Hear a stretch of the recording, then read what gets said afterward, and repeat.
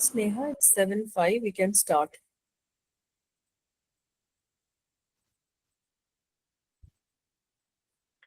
Good evening, everyone. I hope you all are doing great. I'm Sneha Bhardwaj, and I welcome you all to the day 8 of our faculty development program.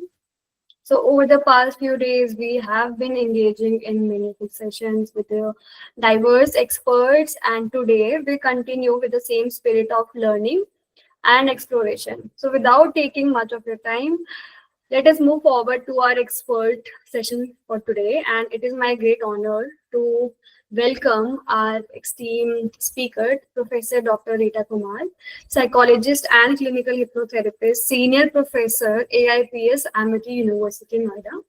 She will be guiding us through SPSS, an important tool for research and analysis that many of us will find extremely useful in our academic journey. So, ma'am, we warmly welcome you.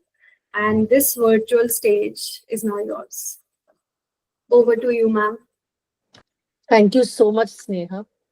And thank you so much for inviting me for this important session. Good evening, everyone. I hope everybody is there.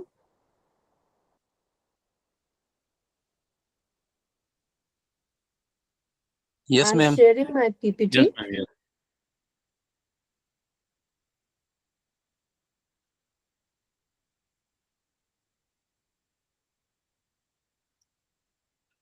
As today's session is on SPSS.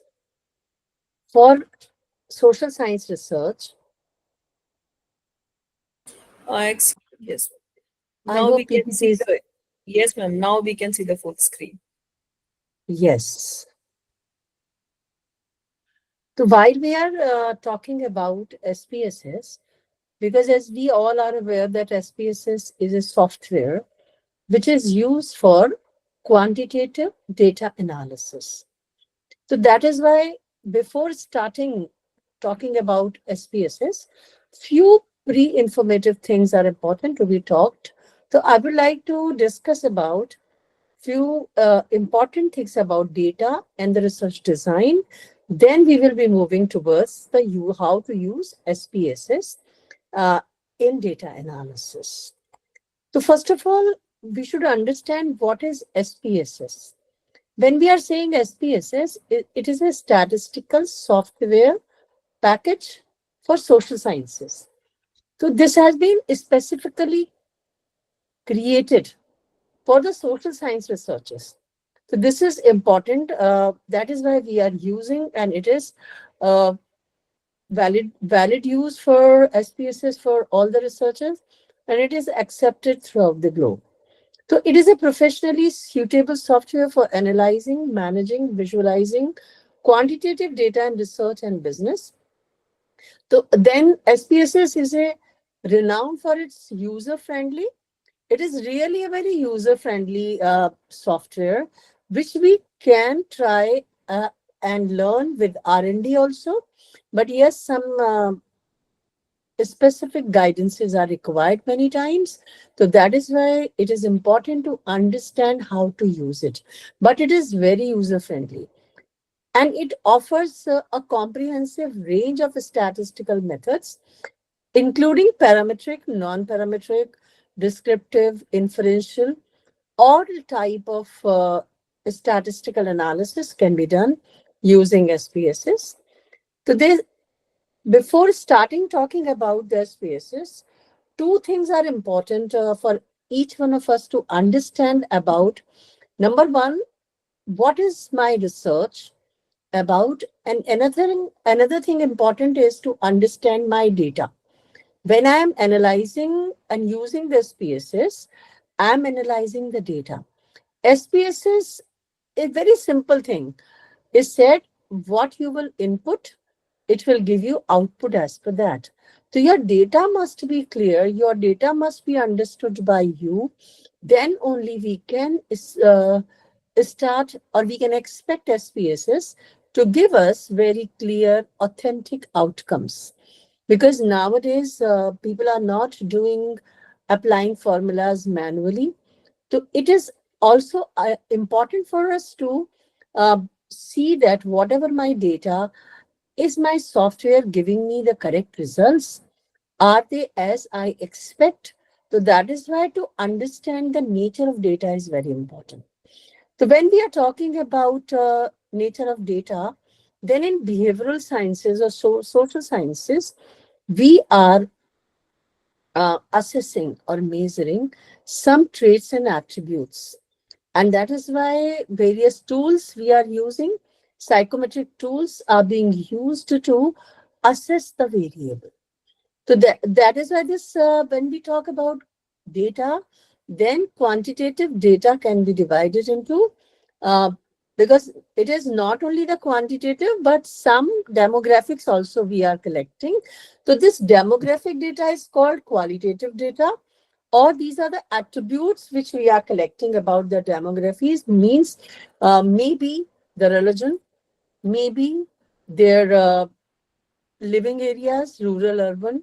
So, like this, there are attributes, male, female. These can be the demographic data, and quantitative data or variable means whatever measurement we have done on the variable, we are receiving the data in the form of numeric numbers.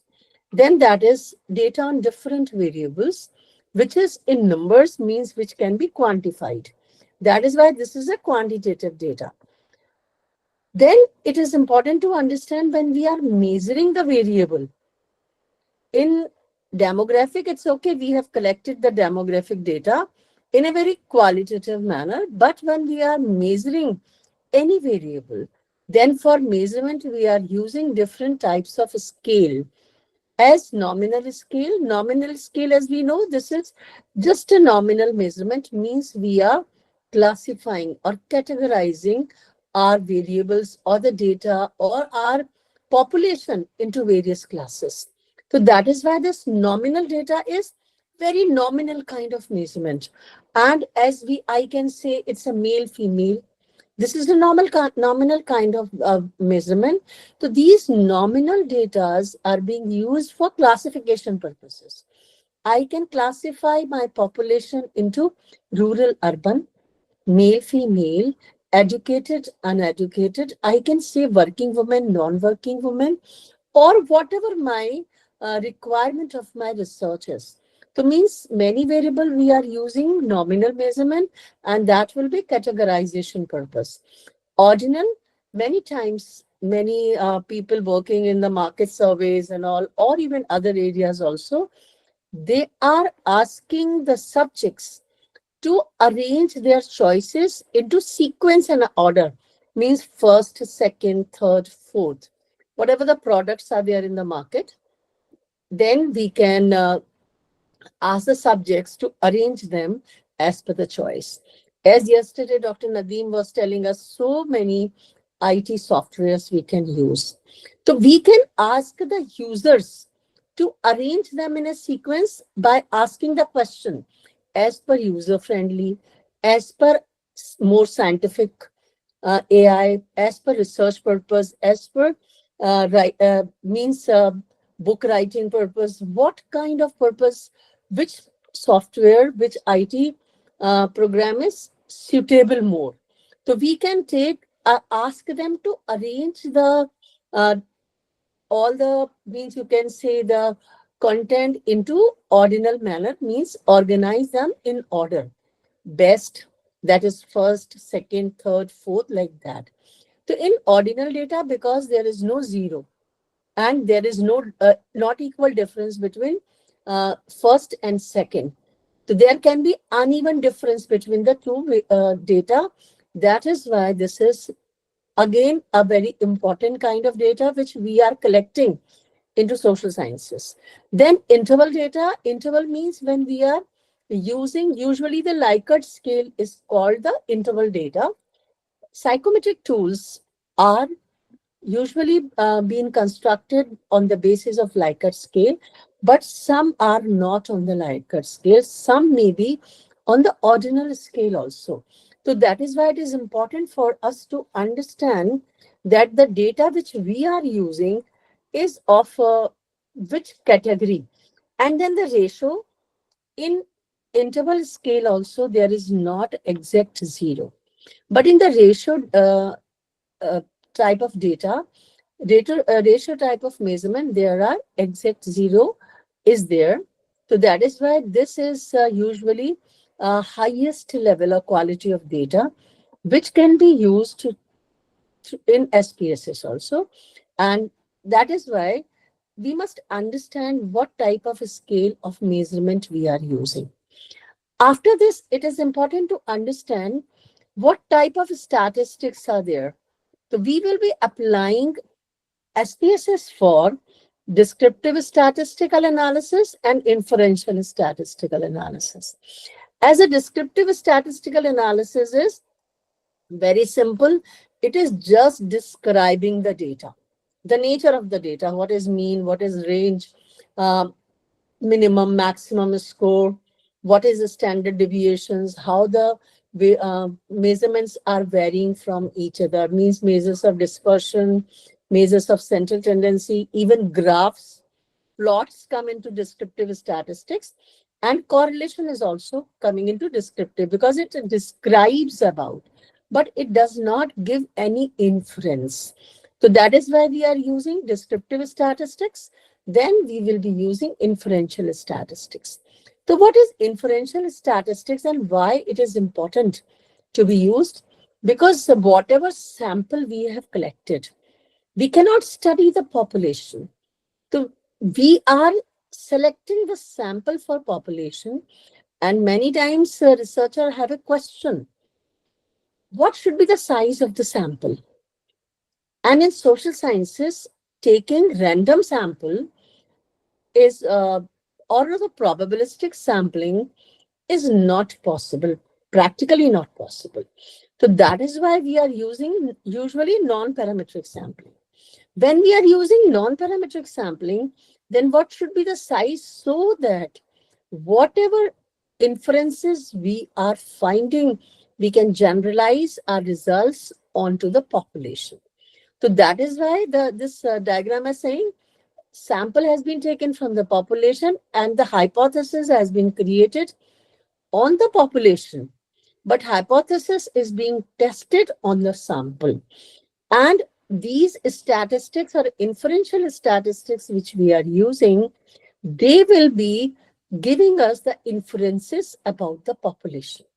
So that is why sampling becomes very important here. So what type of sample we are taking, that will determine the sample size. And this is again about inferential statistics. The sample which we are taking, we assume that our sample is representative sample. When the representative sample means, what does it mean by representative sample? Means while we are selecting the sample, we have been cautious that we will be taking maximum attributes of the population must be included in our sample. So defining the population is important. Then the selection of the sample becomes very important. So what is my sampling method? That also determines my statistics usage and finding out the inferences. So what are the commonly used descriptive statistical method? That is frequency distribution, testing data for normality distribution, because this is again very important aspect that we must test the normal distribution, whether my data is normally distributed or not. Then calculation of percentiles and percentile ranks.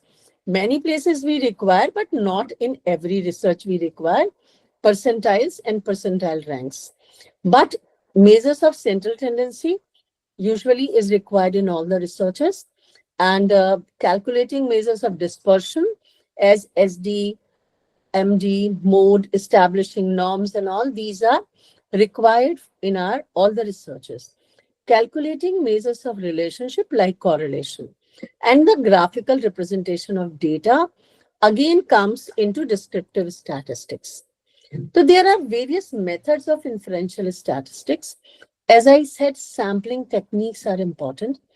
Usually, we have seen that the researcher write the random sampling.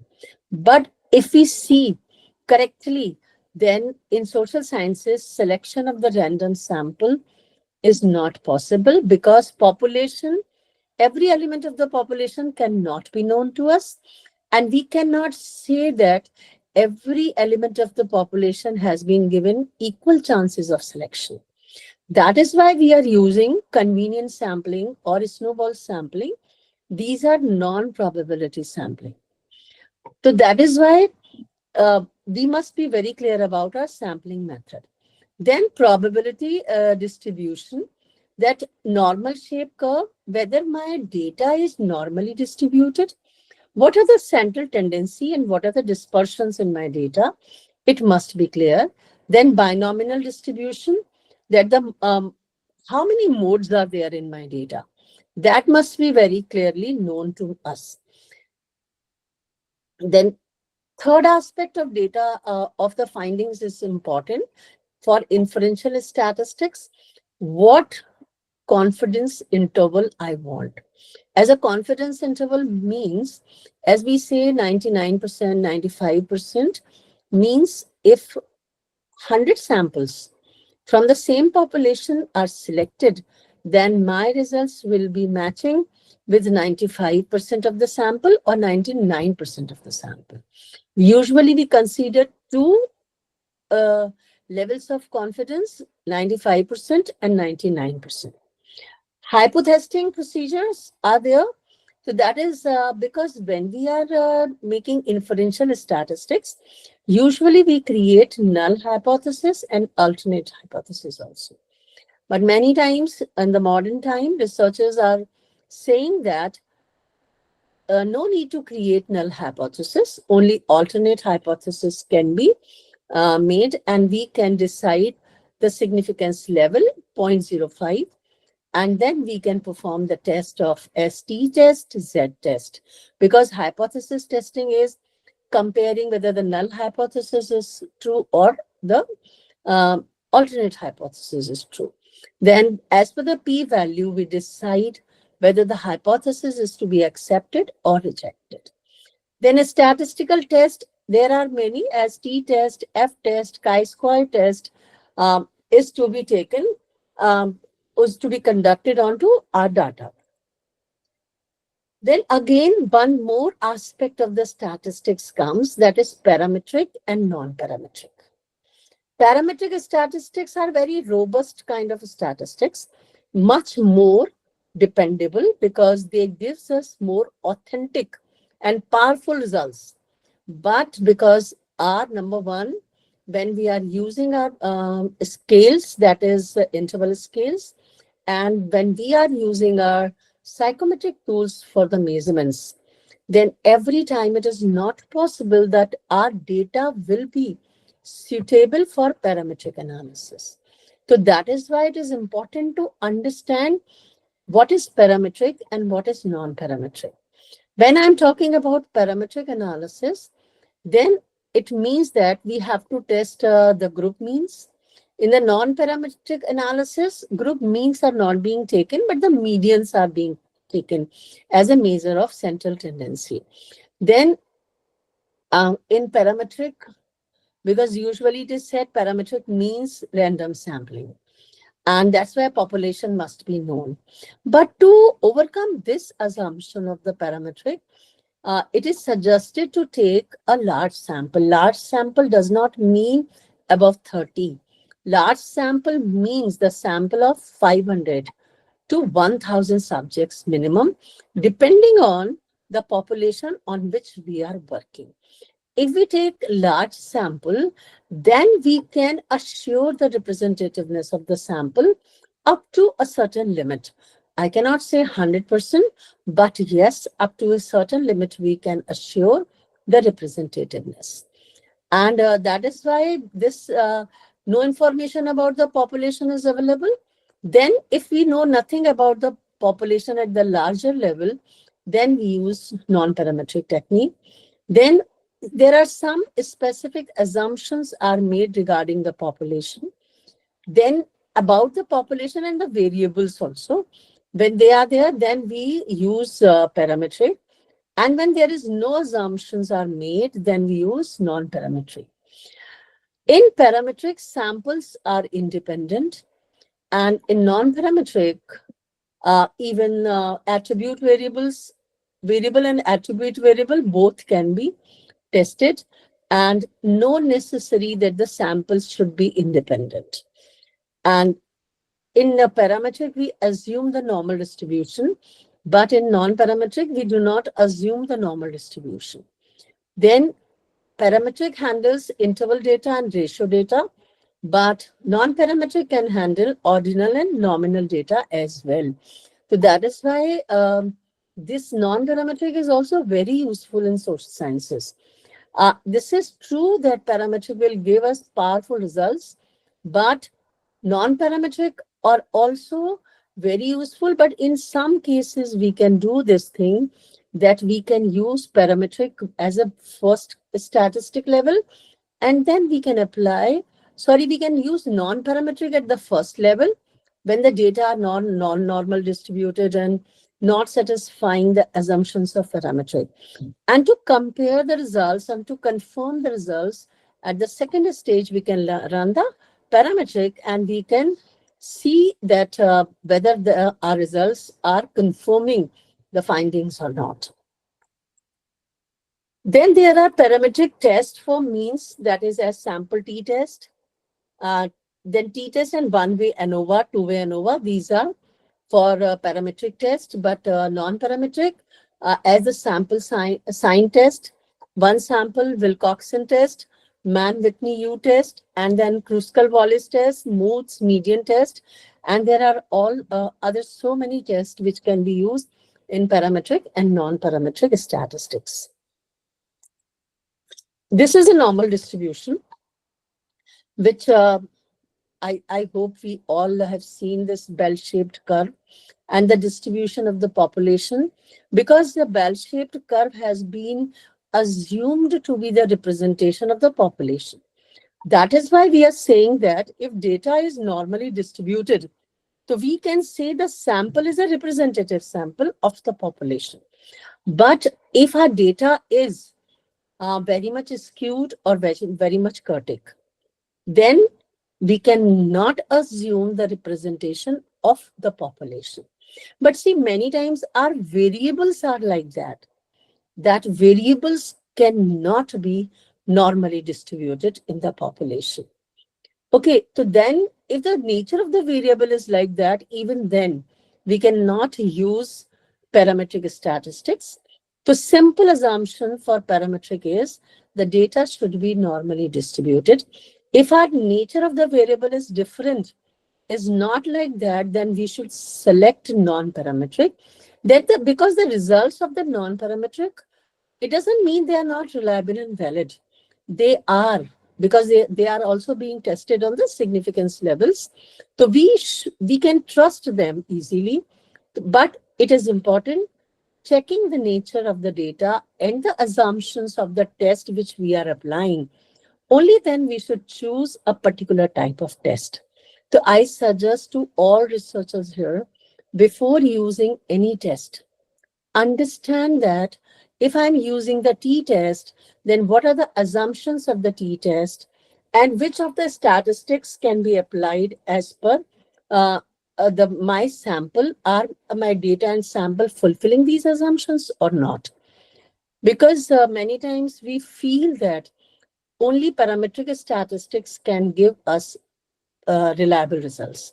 But it is not so, because if we are matching the quality of the data and the quality of the statistics, then we can have a good results, because this combination is important. My data is not suitable for parametric, I'm applying parametric, then my results will not be reliable results. So that is why it is important for us to match the data and my statistics.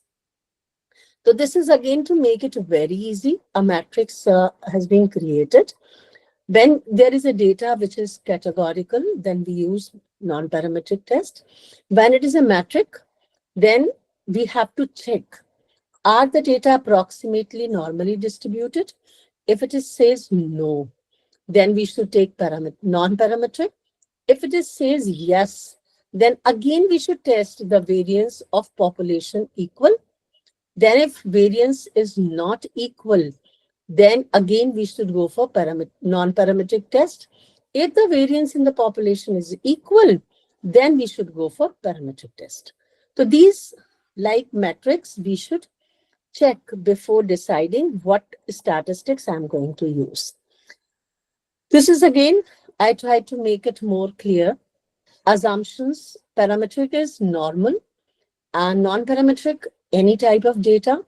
Assumed variance, we assume that in parametric homogeneity of the data must be there, and for non-parametric, any can be used. Typical data, that is on ratio and interval, and here we can use in non-parametric, ordinal or nominal. So then we can use these as per the requirement. Then usual central measure in in parametric, mean is the central measurement and median is in non-parametric. Benefits can draw more conclusions, but simplicity less affected by outliers. Because in social sciences, outliers are also there. Then test when we are choosing parametric and non-parametric for correlation. Pearson's correlation is a parametric test because we are using mean there as a base of correlation.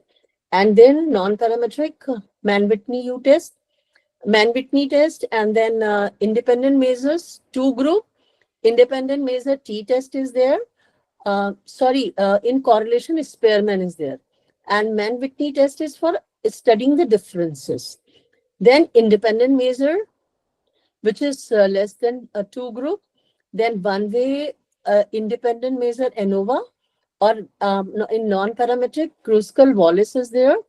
Then repeated measure, two conditions, matched pair t-test, Wilcoxon test in non-parametric, and repeated measure, less than two conditions, and one-way repeated measures ANOVA, and Friedman's test we are using for non-parametric. So these are about the statistics. Fine. And important thing, one thing is understand, because when I'm seeing in many papers, researchers are studying the difference, but they are applying the test of correlation. To understand what is my hypothesis, what I'm going to study, and what is my research design, I should choose the statistics as per my research design. If I want to understand two independent samples, means men and women, male and female. When my two independent samples are there, then I am studying the difference. I cannot study the correlation. I can find out the differences, how much different they are, and on the basis of that t-test or the difference we can establish other findings also. But if I'm studying the, you can say anxiety, quality of life of the same sample, women, how the anxiety and the quality of life are related to each other, then I'm studying the same sample, and the variables here I will be using correlation test, or I can use regression also, because regression is the extension of the correlation. That is why we must be very clear.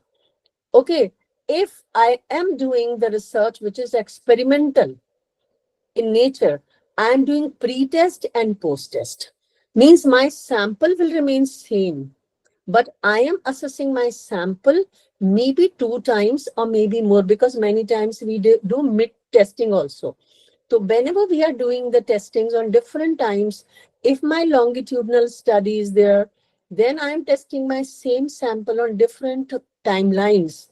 Then I have to use the statistics of difference, like t-test, where I can use ANOVA, I can use one-way ANOVA, even we can use two-way ANOVA to find out the interaction between the variables. So that is why researcher must be very clear about the research design. So how many things we have talked? We have talked about the data, nature of data. We have talked about the sampling. We have talked about the research design. We have talked about the variables. So we should study these all before opting to use for SPSS. So now, if there anyone has any question or want to say anything, say, then we will move towards the SPSS. If anyone has any question and want to add anything, most welcome, because I know that you all are good researchers already working in the field.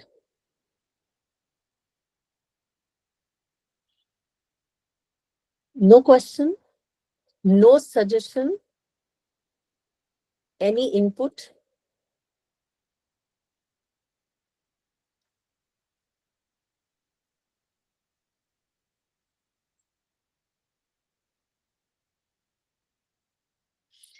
So I am sharing the screen where I have shown this Excel sheet of data. To see, we can create the data directly on data window of SPSS. That is also possible. Fine. That is, if I go to SPSS, then data window will look like that. This is variable view and this is data view. But if we find it, many times it's difficult, many times, because we need to purchase SPSS software, and many times researcher purchase trial versions. So we can do this thing, we can make our data sheet into Excel. While we are making our data sheet in Excel, even we must be very carefully knowing when I will be transposing it to the SPSS, what should be the nature? To see, when we are making the data table, see, is my screen clearly visible to everyone? Can you read it?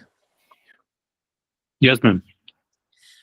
So here you are seeing at the first row, researcher has written the name, and in the second row also the name has been written. Fine. So this name is for this entire row, which is name of the variable. And here is written the name for the subjects. In Excel, when we are doing analysis, we can choose the columns and rows, and we can ignore the rows which are above to it because they are non-numerical in nature. We can ignore. But in SPSS, we can't do that. That is why it is suggested always to give them some codes, even to the name of the subjects. Here, researcher has not given the code, but we should prepare a code list where we will be giving code to every name. You can create one sheet, this is master sheet, and you can create a new sheet, next sheet, where you can give codes to all the names, codes to every variable. And nature of the code must be like that. When you are reading it again, you must be knowing this code is for which. Code must be self-informative. And then you will be able to understand your data easily. And remember, when you will be taking output from the SPSS, whatever the name you have given to your particular variable, that will be reflecting into the output also. So many times, if we have given the code, we forget what code we have given to which variable. So we can make a master file or master list of our variables and code. And another thing is, when the data is being entered, it is suggested to enter the data question wise. As this is question 1, question 2, question 3, like this, every question's response must be added, because only then we can find out the missing data values and we can find out the outliers also. So that is why it is important to enter data question wise into data sheet. Here what researcher has done, has written the full question. It was easy for the researcher to write down the full question so that they can understand it. There is no problem. As I said, you can create this sheet, but this is your master sheet.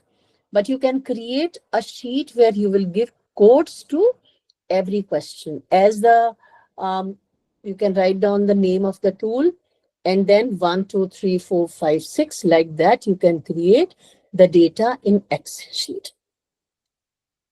Is it clear to everyone?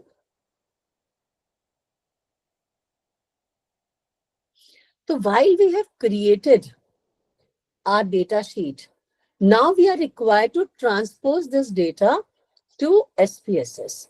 So we can do one thing simply.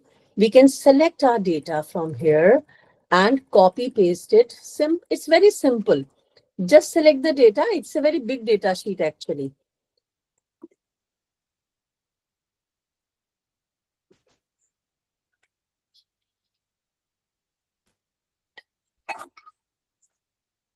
Then we can select complete data from here.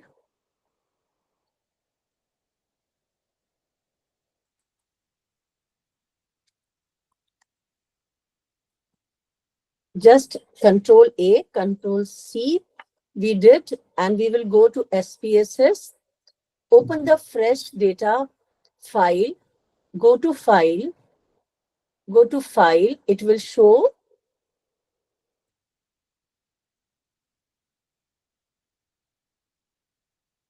just a minute, what happened?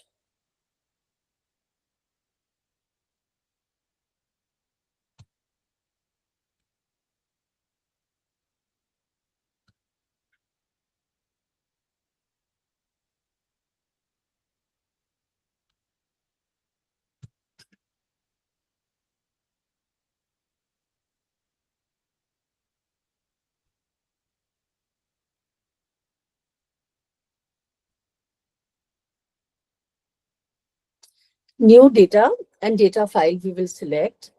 Then it will open a new data file. I'll put my cursor here and then I'll do Control V. It will copy paste my data here. I hope the selection has not been cancelled from Excel. Yes, because of those exercise, it has been cancelled. I'll be needing it to copy it again.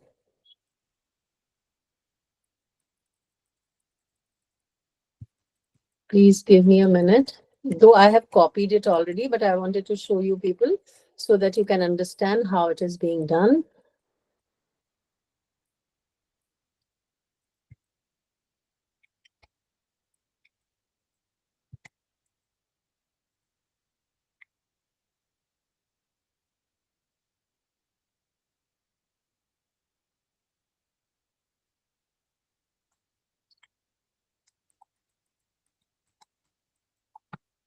Control C from here, and then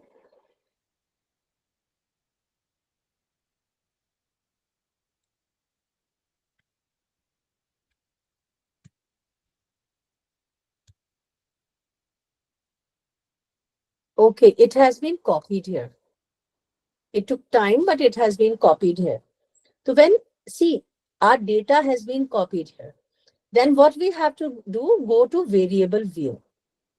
Now, when we are going to variable view, you are seeing that in the first column, the name of the variable we have to assign. Then in the second column, type of variable it is. It is a string variable. If I click it, it will show me numeric, comma, dot, whatever kind of character I want to put on it, then I have to make. So I will write down numeric. What is the width of the cell I want? What is the width of my data? Though the data is in 1 or 2 digit, maximum 5 we can take so that it will not be a very broad column. Like this, we can select, we can make every variable as a numeric variable. And I hope it is clear.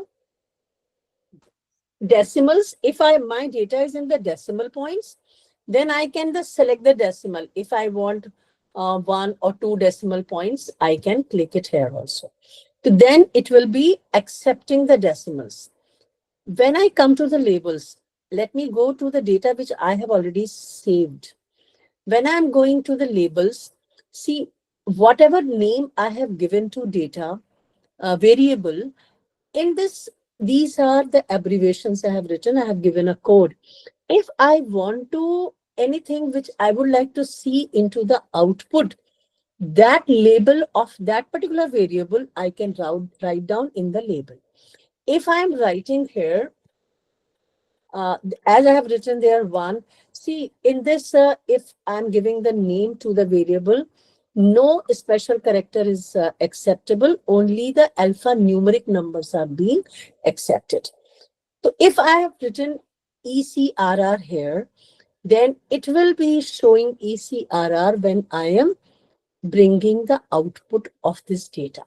So like this, we have to give name to every variable and creating a code and giving the name. Clear, everyone? Deciding that my variable is numeric and the width. Here in this sheet, I have given the width of 8. I can give the width of 8. And then decimal point, because data does not contain any decimal data, so I have not given any decimal data point. Then values, none it is showing. Then missing data, it calculates on its own that there is no missing data on this variable. Every subject has responded on this variable. So that is why no missing data. Columns, it has given here. Then important thing here is to decide the variable is on which scale. As the name is there, the name can be only nominal, because no purpose. If it is if because this data of women only, the data which I am taking here, it is only for women. So that is why I need not to specify the gender. Another data sheet I am having where I have a gender as a variable. You can see here. So if the gender is a variable, we have to give this a code 0, 1 or 1 or 2. I will write down here what is my, if it is 1, what does it mean by? If it is 2, what does it mean by? So that is why gender, it is again a numeric variable. Here I have not written any string variable, but in another data, which where the name has been written, then this is written string variable. So like we have to decide this particular variable, which scale measurement has been used. If it is scale, see this ladder when it is there, it is saying the scale, this is interval scale. When this is a graph is there, then ordinal scale. And when these are the 3 circles, this is classification only, to nominal scale. So like we have to decide the scaling of my measurement scale of every variable, which measurement scale I have used on a particular variable. Is data sheet clear to everyone?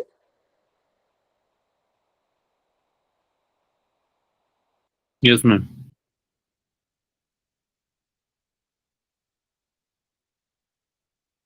Now your data will be seen like this. You can arrange and manage your data. Up in this data, which you are seeing here, first 2 variables. In this, there is a difference between Excel and SPSS. In this, if these 2 variables are not having the clear-cut values, at this, the first row is having variables, but there is no values, means it's a blank row. I need to delete it. So I will be just selecting and deleting. So it is deleted. Then when it is written as name, again, there is no value given. If I'll leave it blank, then my analysis will be interrupted. So I have deleted this also. So like this, when I'll give name to every variable, my data sheet will be ready for the analysis. So this is another data where all data sheet has been given the name and the scaling has been done. So like this data sheet has completely been ready for the analysis. Because if you understand this much, then running this SPSS is not very difficult task. Preparing the data sheet, defining the variable, defining the scales, this all will make your work very easy. Now you can see this is the data. So I can now, what we have to do first with the data? As first of all, for every research, we are required to create descriptive tables and then analyze the normal curve of the data. So this is a tab where analyze is written. This tab is having various points, various things are written as reports, descriptive statistics, Bayesian statistics, tables, compare means, so many things have been given here. But what we have to do, I'll go to first descriptive statistics. In descriptive statistics, first tab is the tab of frequencies and the tab of descriptives. So I will show you first the tab of frequencies. When we take the tab of frequency, this is visible to all. Yes, ma'am. Then you go to the statistics. What outcome I want, I can select. As if we want quartiles, then I can click it. If we want to know the cut points, make them, are the groups equal or not, I can select it. Percentiles, I can select. But here, I do not require quartile. I want mean because I want to first see whether my data is normally distributed or not. So I will be seeing standard deviation, minimum, maximum range of the variable, and then standard error of mean, and then distribution. I have selected skewness and kurtosis. Now I will say continue. Now go to charts, because normal curve can be depicted very easily by seeing the curves, graphs. So that is why plots are very important. So here, if I want to see the normal curve, then I have to select histogram and show normal curve on histogram. Then I'll say continue. The variables I have selected, there are so many, but not all variable because it's a big data. Then I have ticked here display frequency table. If I do not want frequency table, I can deselect it also. That's no frequency table, but I'm just putting a frequency table. Then I say OK. Another window will open where you will see the outcomes. This is output. Before studying it again properly, I'll go back to the data. As we have, why I have selected frequency? Because if I go to descriptives, I'm doing mainly descriptives, but the options here are limited because I can check mean, ST, minimum, maximum, standard error of mean, and variable list I can see. Then I will continue, but there are no plots and graphs. That is why I am not taking this descriptive wala, because here I'm not getting the graph of my variables, which will give me a very clear-cut pictorial representation. This is the descriptives. It has come, but see, these are the normal curve graphs. Let us go on the top. These are histograms, but above this, now you see this side, frequency tables are there. If you want to see the frequency table, you can check the frequency table. This will tell you about the values and what is the frequency of a particular value. Very easily, you can see when we are doing, this is a negative ideation because this data is of suicide ideation.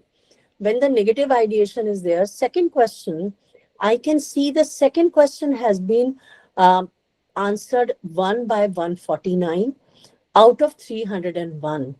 And second, 60 have said 2 on the Likert table, and only 14 has said, given the 5 scale, to this question's answer.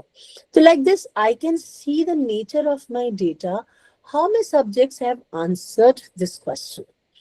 If I show you the data table, in this data table, this is the total. It is written negative ideation. This is the total of all the questions, total score on negative ideation.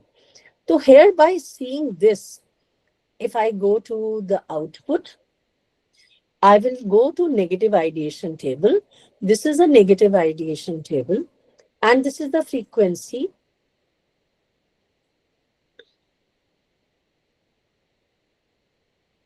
on all the of the subjects on this, because maximum is score is 301 are there. 40 score is their maximum. Then how many have received the lowest score? 8 is the lowest score. 86 are the lowest score, and only 1 is the highest negative ideation score. So this table is telling me the complete nature of my data. If I go to the histogram of this is the histogram of negative ideation. So you are seeing the same thing. Then this is telling us the nature of the data is not normally distributed. This is skewed, positively skewed. Usually the maximum data is towards the lower side. Higher side is not there. So this, up now see, this one line is going very high. It means this is now I can go back to my table, frequency table. This is 8, score is scored by 86. And so that is why this is going, the diagram is showing me histogram that this is 86 people have responded at 8 number, and when we go higher side, then the number of subject is decreasing. But there is ups and downs in the data. Means my data is non-normally distributed. So what should we do? If my data is non-normally distributed, the same thing we can see for other variables also. If this variable I'm seeing, this is again skewed. This is again skewed. What decision we will take now? Answer should come from you.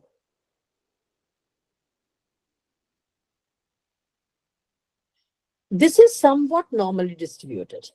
We can say this is somewhat normally. This is not very much deviating from the normality. This is positive ideation. Again, positive ideation is, this is normally. This is again not very much deviating from normality. This is skewed. What type of statistics we should use on this data?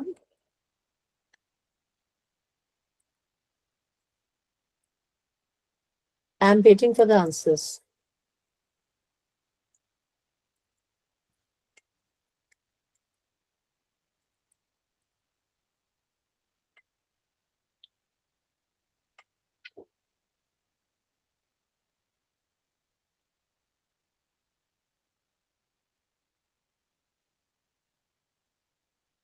Anyone?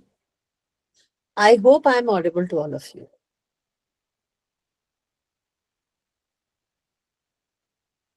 When my data is showing me that it is non-normally distributed, then what should I do?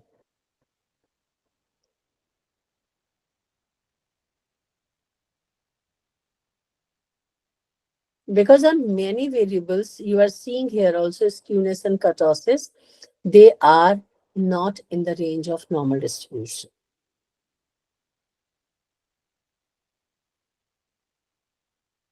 Take your time.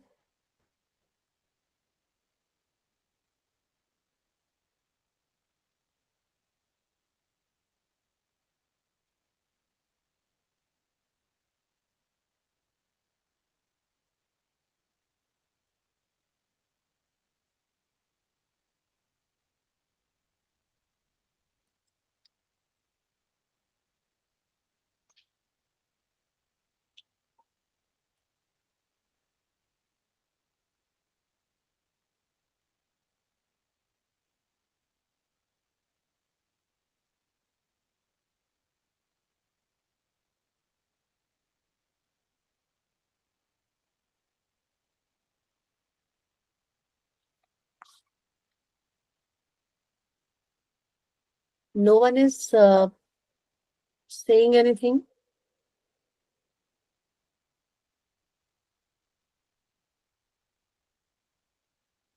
See, nature of my data is telling me that I should use non-parametric statistics for my data analysis.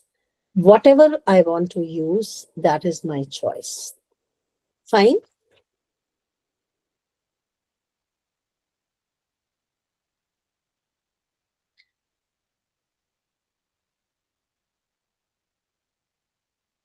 Another important thing which we can learn is about correlation.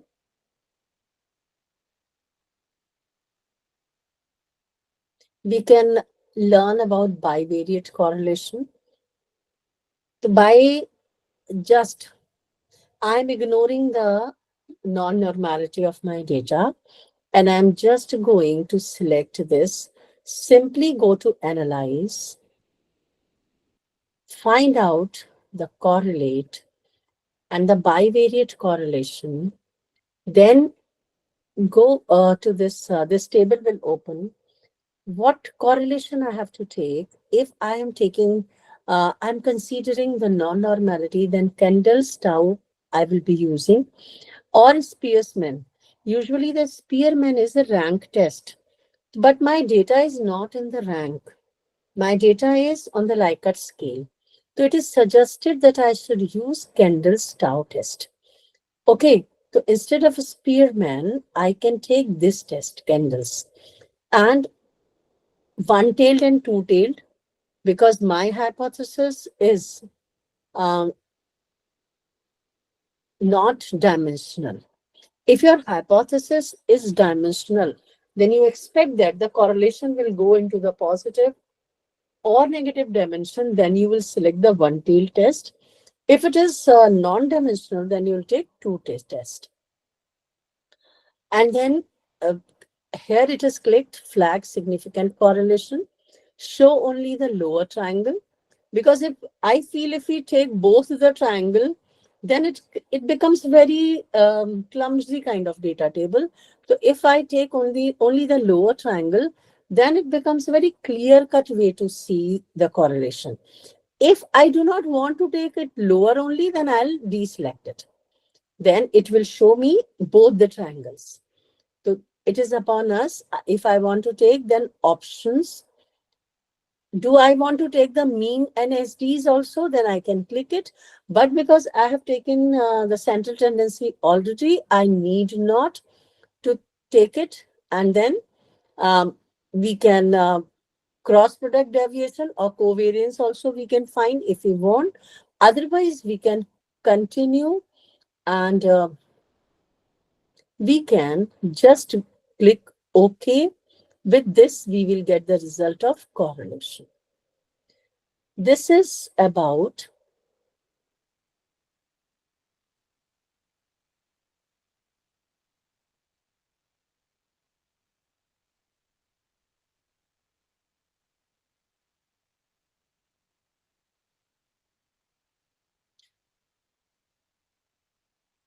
this is correlation. And in this correlation, if we are seeing, we can see there are 2 star at the places, means usually the data is highly correlated. And somewhere you'll find the 1 star also. Then 2 star means it's significant at 0.01 level. If there is 1 star, significant at 0.05 level. And we are seeing the correlations among the variables are very high. And somewhere the correlations are negative. Negative correlation are being shown with the pink color, and highly significant are somewhere because it is the 0.912. It is very high. Then this is different colors it is showing. So we can understand and we can analyze it very easily.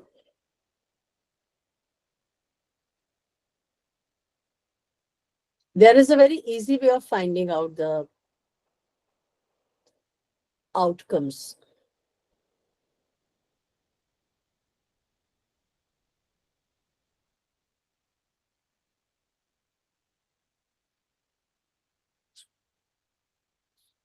Any question for it?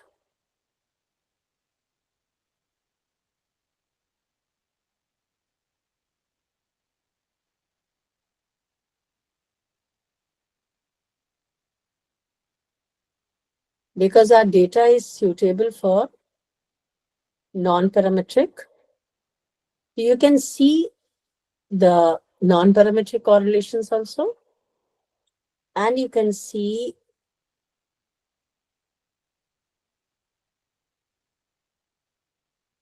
this is Pearson's correlation also. But if you note the value, then the values are different.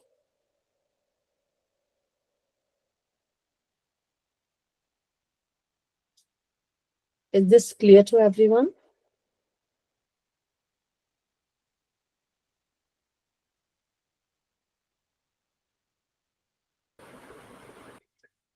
Everyone be interactive, whether it is clear or not. Yes, ma'am. Now, because here the data on the gender is also there, male and female, and this variable is there, which is given on male and female. So the same data, we can study the difference in the men and women on negative ideations or positive ideation. We need not to go to the question wise then. We can select the total numbers, which is as a negative ideation, this variable. So we will select the specific variable where the total of the dimension has been given. So we will go to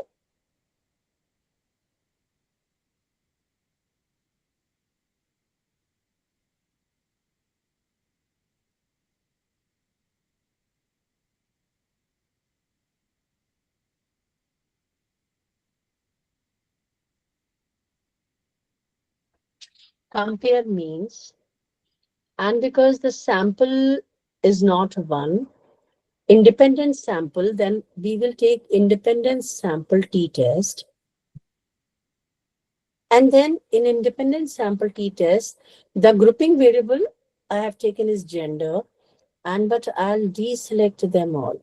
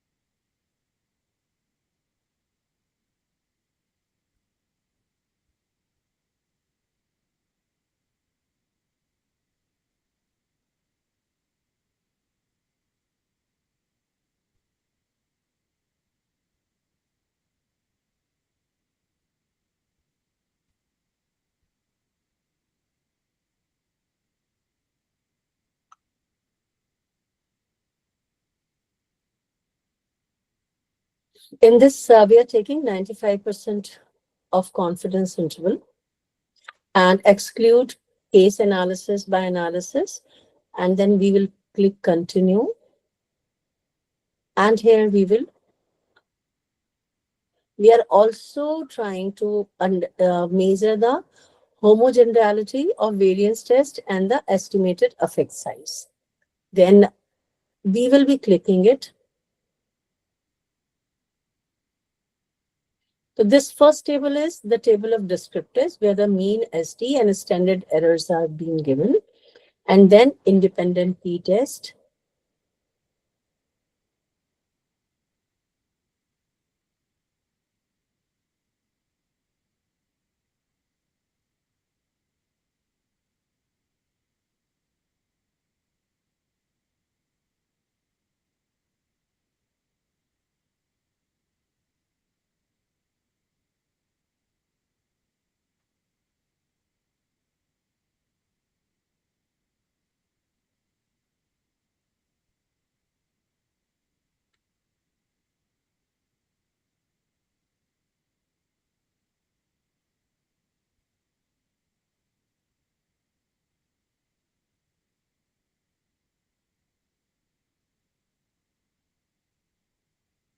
Just a minute.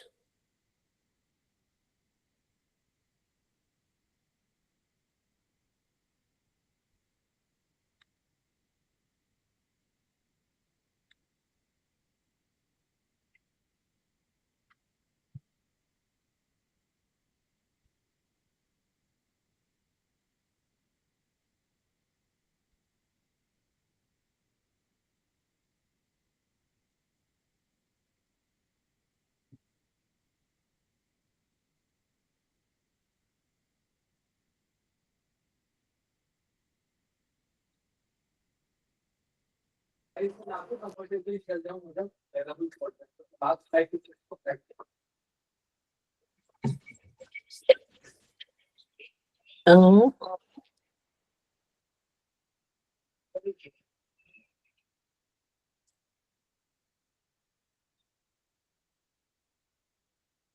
you are seeing here the mean differences has been given.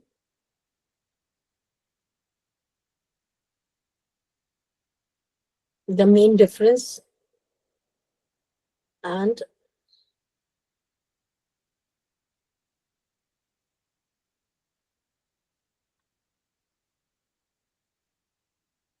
this is the t value given in the first column, and DF is 299. So when this is 1.45, then this is lower and upper value of the difference in the confidence of interval. So we are seeing the differences are not very significant because no significance it is showing in the table. So means our difference between men and women on different variables is not significant. And this is the effect size.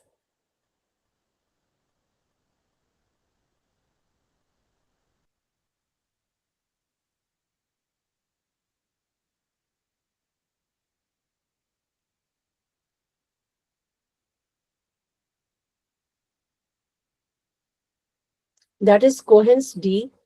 And the effect size, because it is above 0.8, then means this is a good effect size of the t-test we are finding, because it is above 0.8. So all are giving a very good effect size to us. So means whatever the t is there, t is giving a very nice results to us. But remember one thing, as I said, because the data is non-normal, then obviously the test will not be as effective as it should be with the parametric statistics.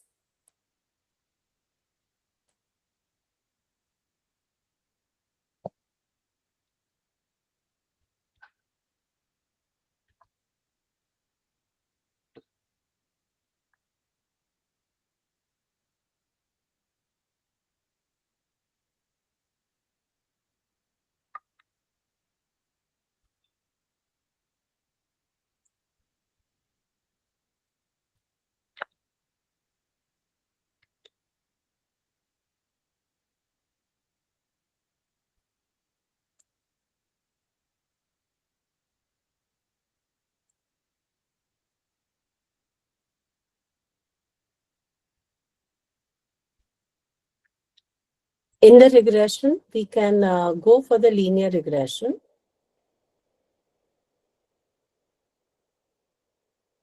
And again, we can decide the independent and dependent variable, because this is here when the variables are there.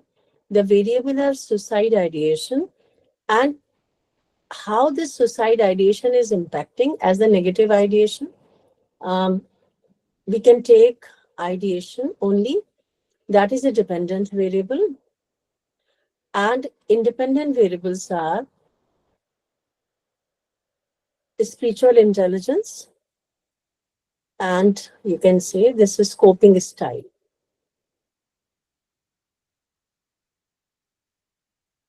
Two independent variables are there, and then we can find out or predict the suicide ideation on the basis of with these two dependent variables, just an independent variable. as suicide ideation total, I'll take.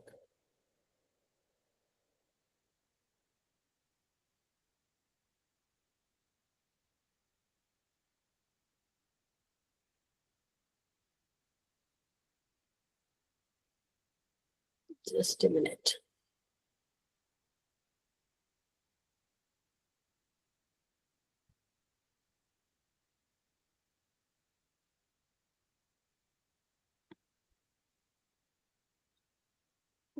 R square we want to take. Then the confidence interval is 95.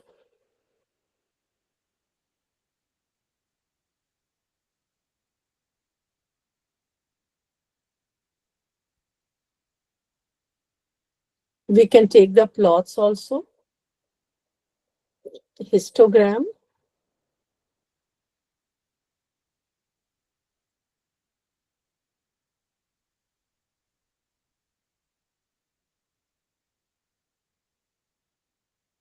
So this is a regression analysis table.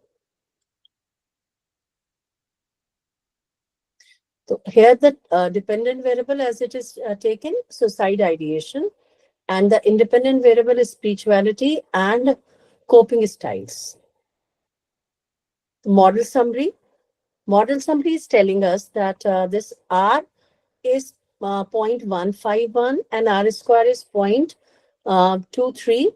When we are taking the predictor as constant spirituality and CS total, then dependent variable is SI. Then we are finding this R is this and R square changes are and F is 3.491. So here we are seeing that this value of the R in R square is not very much.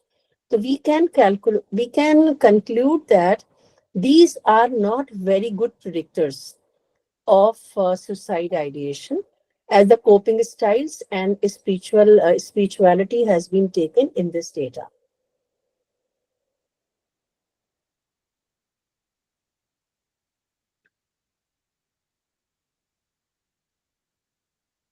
But when we are keeping this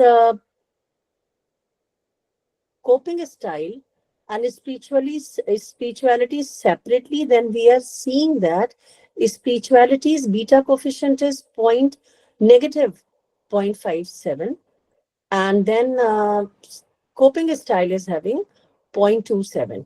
So means when we are keeping one variable constant, then another variable's effect or prediction has been changed, and means they are becoming again showing the difference in the predictor. You can see this is the plot of the linear plot of the regression, which is showing us that this regression is deviating somewhere from the linear regression.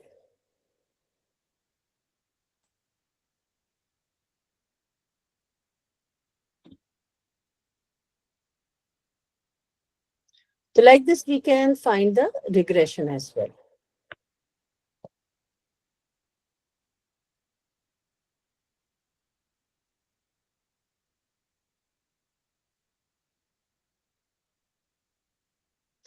I think this much is from my side.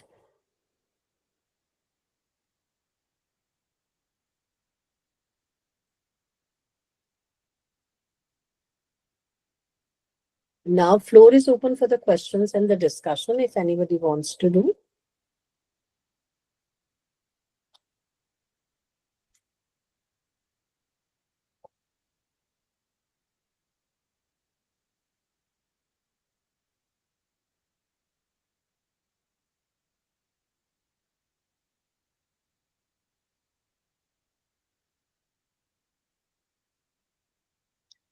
Dr. Deepika, if you want to add anything to it, you can add, please. Sure, ma'am. Yes, any question, anybody? Ma'am, there are few questions. I can see in the chat box. Hello. So, Vigya, So basically, when data is normally distributed, we use non-parametric test. When data is Not non-normally, not normally distributed. yes.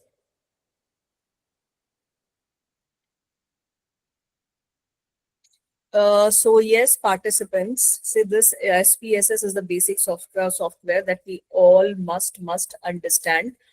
And to give you a gist of data, I has given you a detailed overview about how to go about the research, sampling, and then different types of variables, right? Because we need to know the types of variable when you put in the value or add value in the SPSS software, right? It is like an Excel, but then there are certain details that you need to know to add the details in the SPSS software. Then only you will be able to kind of collate your data and do the data analysis. Otherwise, your data analysis is going to be wrong.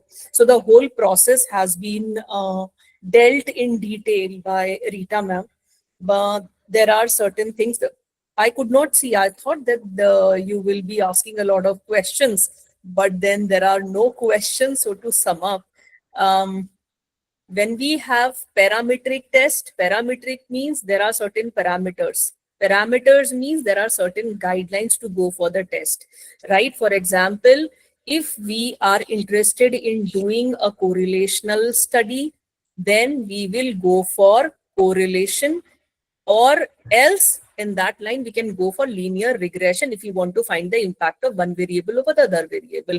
But when can we go ahead with this? We can only go ahead with this if our data is normally distributed.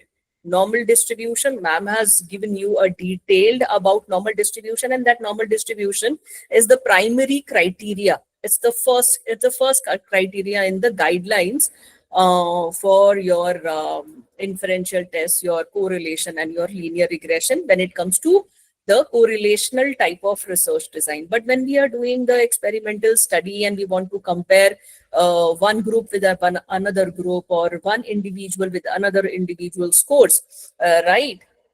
When there is a comparison and we want to establish a cause and effect relationship, then we go for, if there are two groups, then we go for t-test. If there are two samples from the same group, then we go for the dependent sample t-test. And if there are more than two groups, then we go for ANOVA, right? And basically these are the three tests, and ANOVA can be your multifactorial ANOVA also, depending on the number of variables and conditions that you are applying.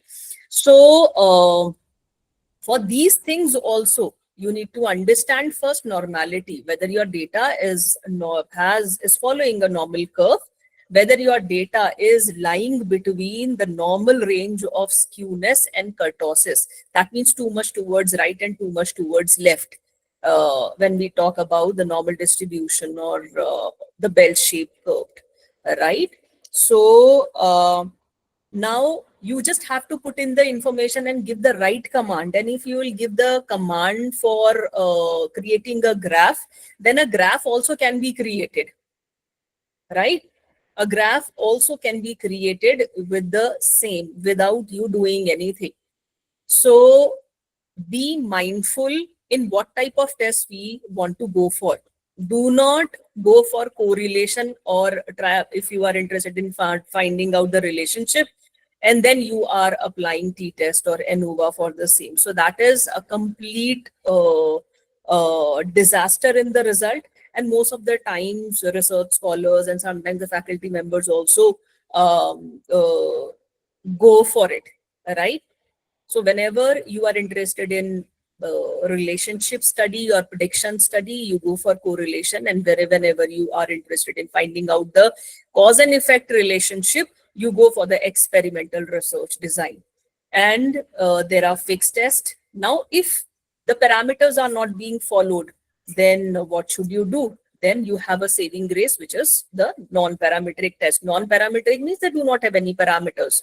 So they do not have certain guidelines, and also the nature of variable is also different in that case, right? So you need to understand the guidelines. Here we were talking about SPSS. So Rita ma'am has told you and discussed in detail rather how to use this SPSS software. Now, when you talk about SPSS software, whether you have to buy it or how can you get it. So you get a free version for 1 month. On an email, you can download a free version of SPSS software, IBM SPSS software. That is a genuine version. It is not pirated.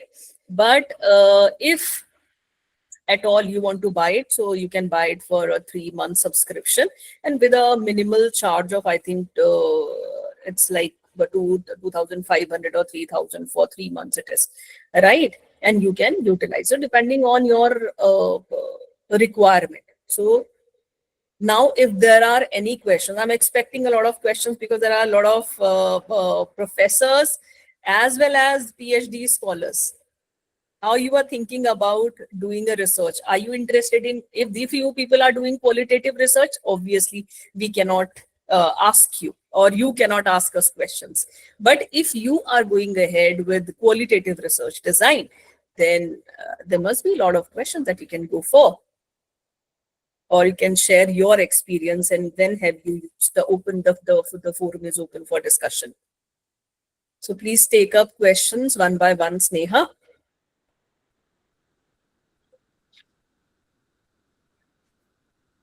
Yes, everyone. Have any doubt? Please ask freely. And the question is that you have explained everything so well. However, it presupposes a basic knowledge of statistics, which I hope I'll get when I'll complete my coursework. It would be easier for me to understand the software and almost all terminologies used. Later, when I would come back to on YouTube to watch this lecture video uploaded on Speaking channel. Yes, Very you can honest. watch it later. Very honest response. Very honest response, seriously. Nice. Any other question, anybody? Yes, please. Anupama ji, please go ahead.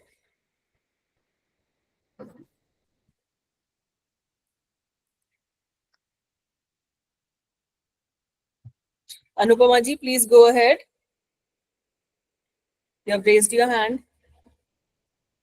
You are on mute. I think raised by mistake. She has deselected it. Okay. Yes. Hello, ma'am. Hello. Yes, Anupma ji. Yeah, ma'am. My queries are answered by question by Sneha, ma'am, and really it was very detailed one. So definitely I have learned new terminology, as Sneha, ma'am said, and I have to study a lot after just attending your session. So I have to put hard work to learn all these things. Matlab, I'm not very good. My confidence have been shattered after attending this part actually. So I need to Anupma ji, really work hard, because this is the way you have explained it in detail through Excel sheet vagera. So that's really for me, I thought it was a bit difficult, to be very honest, but that it's my experience. I may be little rude, you can say. no, Anupma ji, actually, Ji. whenever we are studying statistics, we Yeah. have a tendency to focus on formulas. Yeah, absolutely right, ma'am. But for SPSS, Mm. formulas will be applicable by the software. We need Okay. to understand the theoretical part and the variable and its application assumptions. Mm-hmm. For every statistics, we need to focus on that.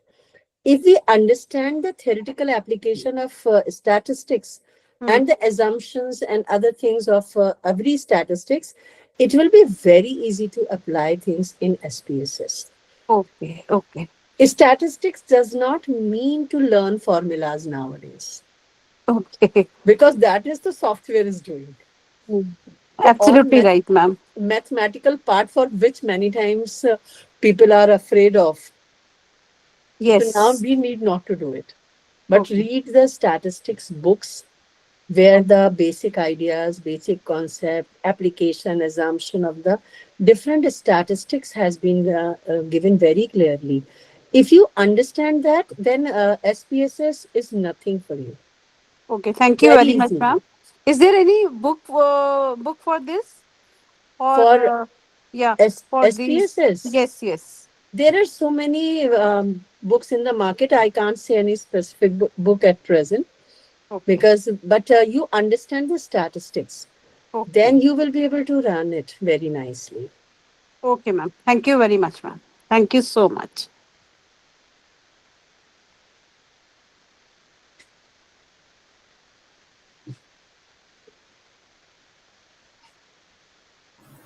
One more question we can take up. For Yes, Neha. geographical data analysis, it is beneficial.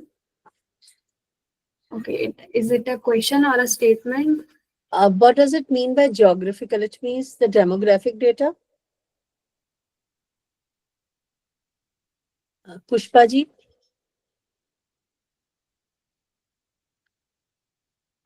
when it is a demographic data, then demographies also you need to convert into the numbers. And then you can analyze it. And that's so, again, because then the numbers are not the measurements. So you will be able to use non-parametric statistics. And yes, it can tell you so many things about it. Okay, I ma'am. think, Hmm. yes. Pushpaji, are you from geography background? Yes, ma'am. I'm from geography background. That's why I'm asking this question. And in my research, lots of data I have collected. So that's why that time is this software is not available for us.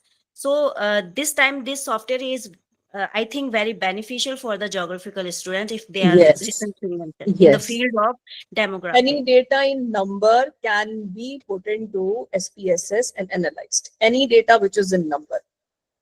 Okay, ma'am. Okay. As we have converted gender into number, 1, 2. Hmm. So like this in the geographical locations and all you can convert, because when we are taking data from the geography, some are the demographies, but some are the measurements also. And their measurements are on the ratio scale. Hmm. So that's why Right, those ma'am. measurements on which are on the ratio scale or maybe interval scale, but then demographies can be converted into a nominal scale, and then that data of that demography or different demographies can be compared by using SPSS. Right. Thank you so much, ma'am. So for you, it will be very important to learn how to prepare the data table. Which variable is nominal, which is ordinal, which is ratio, which is interval. You will have to describe it very nicely about every variable, nature of that variable. Then you will be able to apply it very nicely. Right, ma'am. Thank you so much, ma'am. Any other question? Anyone?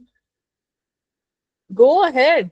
We have so much of time. You people can ask related to your research. Yes, yes. Every video will be available on YouTube. This video will also be uploaded by tomorrow on YouTube. You have all the lectures, which are all till yesterday, all the lectures have been uploaded.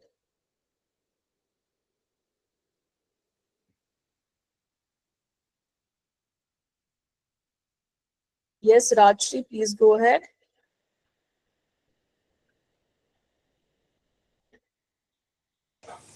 Yes, good evening, ma'am. Am I audible to you? Yes, Rashri, I Yes, think ma'am. you are Thank the you so much same for such Rashri. insightful lecture. And ma'am, my one question is that, ma'am, there are moderators, there are mediators in Yes, regression analysis also. So, yes. ma'am, how to go about it? If you could just highlight on that. Okay. So I'll ask Dr. Deepika to just please talk about it. Yes. When you talk about moderators and mediators, then we do not. Do we go for ANOVA? You're asking for moderators and mediators? Should I Yes, share the yes, yes, screen? yes, definitely. Yes, Hmm. yes.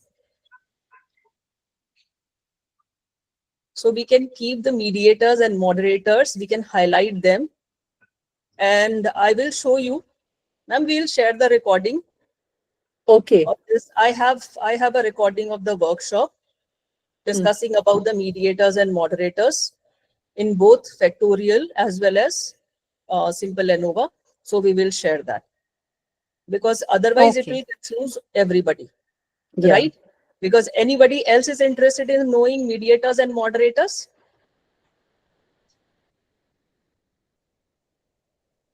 So let me give you a brief about mediators and moderators. See, we have independent variable whenever we are going for any kind of experimental study. We have independent variable, right, which is the cause, and we have the dependent variable, which is the your effect. Okay, we can have multiple independent variables and multiple your dependent variables. Again, according to that, we have different kind of research designs. Right. What we have discussed is the very basic of SPSS. Now, moving ahead, when we talk about the mediators, there are certain mediators and moderators which are not independent and dependent variable, which are the variables which are there, but they have the a strength to change either the strength of the relationship or the direction of relationship, right? So on the basis of their nature, we just label them as mediators and moderators. Am I right, Rajshri? Right? For example, I will tell you in my research, which I was doing in Ladakh, I had oxygen also, right? What was the result? It was spiritual and non-spiritual tongue twister technique enhances cognitive functioning in relation to attitude, right? So it was not only the practice of some tongue twister. Basically, my research was practicing tongue twister is going to enhance the cognitive functions, mental functions, but at different altitudinal level, there were there was oxygen, there was air pressure, atmospheric pressure, which was different, right? And there was temperature. So these three variables were not independent and dependent variables. These three variables were something which were either trying to either change the nature of my study or the strength of relationship, right? So these are known as mediators and moderators, right? So now there is mediation and moderation analysis, again, a different thing, and we have it in the upcoming classes. So back to back, you have three sessions for data analysis using softwares. So you'll be learning why I am not touching here is we'll be learning them there using other softwares. And a small video which I have recorded for my students, I'll share it right away in the group so you people can go ahead observing the same without getting confused. Okay. So any other doubt, anybody? Any other doubt, anybody?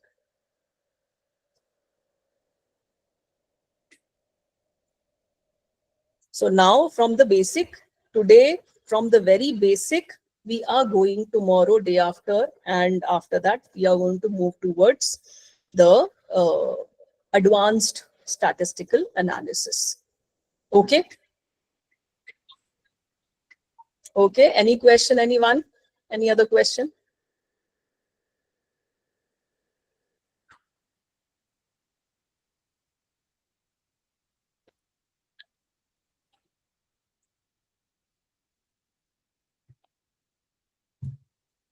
Any other question, anyone?